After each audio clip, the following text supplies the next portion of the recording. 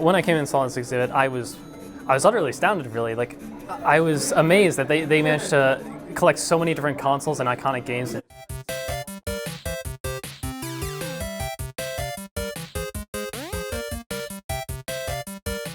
One of our core missions here in Archives and Special Collections is to really support WPI's unique educational model.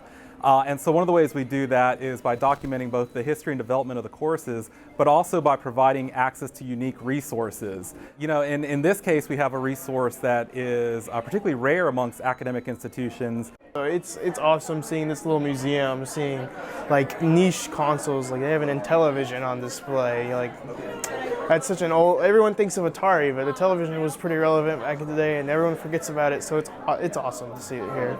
Even though the game consoles that they may be playing on today and that we develop games for today may be different, like the graphics are fancier, like there's a lot of really similar things in terms of how we still think about fun and interacting with digital media. When I was growing up, it was like, oh, you know, video games rot your brain or whatever, and I'm just like, it's fun though. So it's nice to see that games are being taken seriously in a professional context. And so it's really exciting to see the history of the IMDD program, the history of all of these game consoles that kind of like, some of these grew up with the IMDD program. You know, we want them to think of the library as an active learning environment that hosts a variety of events that caters to everybody.